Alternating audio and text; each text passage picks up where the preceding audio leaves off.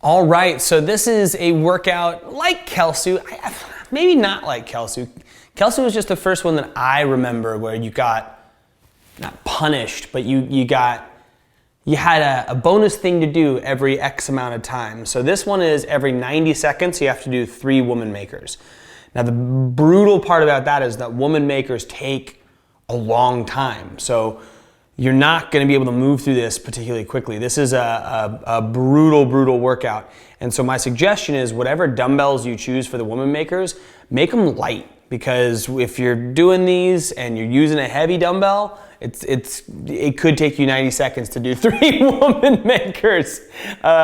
So let me explain the workout and we'll go into this. So we've got 7 hang squat cleans. So from the hang position, squat, stand back up. 7 dumbbell slams, stand back up. And you do 7 rounds of that. So you 7, 7, 7, 7, 7. Now every minute and a half, what do?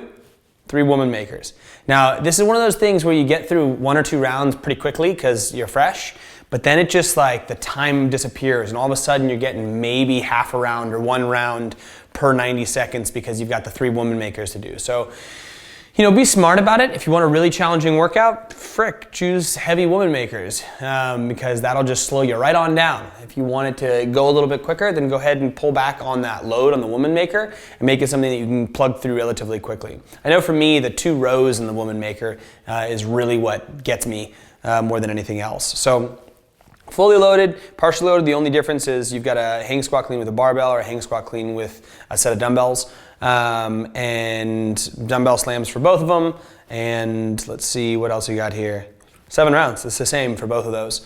So that's what we're looking at for the partially loaded and fully loaded. Now to pull that back scale-wise, you can take the hang squat clean, and if you were feeling really toast from the other days, you can always make it a hang power clean so you're not passing through that squat again. I know it's been 2 days in a row of a lot of squatting, so this 3rd day, if you wanted to make it so it's a hang power clean, feel free to.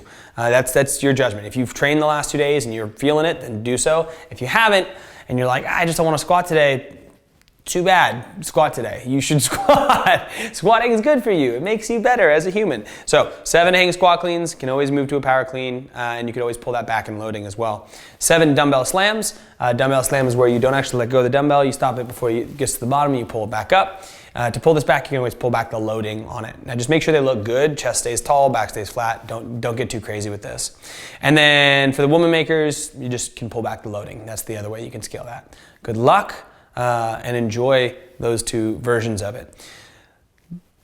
On the unloaded side of it, what we have is 14 single leg alternating deadlifts. So a single leg deadlift, alternating. Now if you don't have anything that you can lift, you could always do good mornings. I think we talked about this earlier in the week as well. If you simply just don't have a single leg thing that you can pick up, a jug of milk, a cat, a small child, maybe not a cat. A cat would be brutal. I'm not suggesting picking up a cat. Don't do that for this workout. But something that you can pick up, then just do a good morning, a single leg good morning where you kind of split leg good morning more than anything.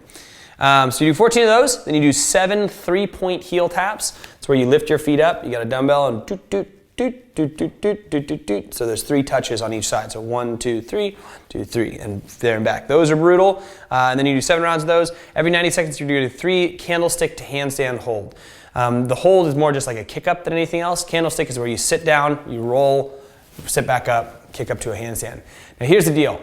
That's a hard movement to do, especially if you've got long shins. If you've got long shins, the ability to roll and tuck into a ball and get back up, very, very difficult one. So if you have to scale that all the way back to just like sitting on the ground, lying on your back, standing back up, that's totally fine as well. If that's you, totally cool. The ability to get down on your back and get back up, that's a pretty hefty life skill. So make sure that you're able to do that. And this is one way that you can practice it, even if it feels awkward and weird. It's fine, you're at home. Nobody's judging. It's all good. So we've got 3 candlestick to handstand hold. And again, if you want to just do the lie back, stand up, that's cool too. If you want to lie back, stand up, walk your feet up a wall and back down, that's great as well. Now, if you're doing it like that, where you lie down, stand back up, walk your feet up a wall and back down, maybe only do 2 every 90 seconds because that's more time consuming than a candlestick to handstand. And that's pretty much all we got for it. You can scale back those ways, pull back the total number of reps or the loading. Yeah, you're fine. Good luck. and let's jump into this warm-up. All right, we're gonna start it off with just a 100-meter run. So first, you go on a 100-meter run, and you come back in and do the following. So we're gonna pretend that we just did a 100-meter run. You can run in place, that's totally fine as well. That's 100 steps.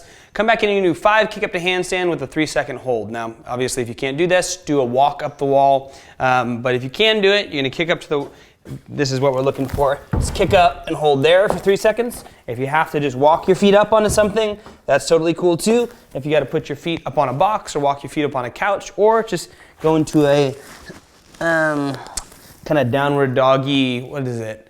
Pike push-up position. And you're gonna hold that for 3 seconds, so we're gonna do 5 of those. Then we're gonna do 10 alternating pigeon poses. So pigeon pose is this guy right here.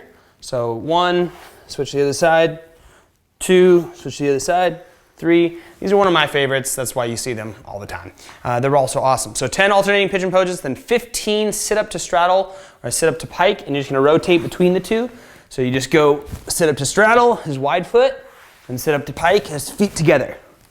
So you're gonna rotate between these two for 15 total reps. And then we're gonna do 20 all air squat to jumping jack, which are actually kind of brutal.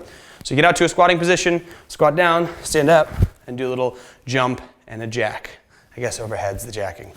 That sounds weird. Anyway, 20 air squat to jumping jack. So essentially you're gonna do 10, 15, 20, or 5, 10, 15, 20 with a 100-meter run to start it off with for 2 rounds. And start that off now. Next, we're gonna do some midline work. The midline work, we're gonna do alternating Tabata. So 20 seconds on, 10 seconds off. So you're gonna alternate between 2 separate things. So 20 seconds on, 10 seconds off, then go into the next thing, 20 seconds on, 10 seconds off, and switch back to the first thing. The first thing we're gonna do is floor back extensions. Watch the video for them, but you can see what I do here. Essentially, it's just lifting the upper body off the ground. So you're down here, squeeze the butt, squeeze the thighs, and then you just lift your upper body and come back down. Now, if you relax and do it, you can go into a bit of overextension. So try to keep everything squeezed and just get a little bit of a back extension. So it's a floor back extension. So you do 20 seconds of those, 10 seconds rest, then you flip over, and then do 20 seconds of dead bugs, which looks like this. Dead bug, hollow. So the first thing is you're hollow in this position here. So not lying, lift it up, and then going there. So you do 20 seconds of that, then 10 seconds rest, switch back to the other one. So you do 8 rounds of Tabata, 20 seconds on, 10 seconds off of those 2. Then you're gonna rest. After you rest, you're gonna move into hold the bottom of an air squat for the first 20 seconds. And the second 20 seconds, you're gonna do a supine plank hold. So holding the bottom of an air squat is actively engaged here. It's not collapsed. So we wanna hold a good bottom of the squat. Supine plank hold is the one where we put our hands behind us, feet are out flat here, and then we send our hips forward and hold. Still holding. That one's actually gonna be pretty brutal. Now to scale any of these back, you can always reverse the Tabata, so do 10 seconds on, 20 seconds off, but try to do the 20 seconds on, and if you have to rest halfway through, then you have to rest halfway through. So we're gonna do the first 8 rounds, then the second 8 rounds. Good luck. All right, now we're gonna move into workout prep and workout stuff specific to this actual workout. Reach out to a coach, talk to somebody who is your authority with regards to movement, send them a video, send them a text, send them a DM, get engaged, stay connected. Good luck, and then enjoy the workout.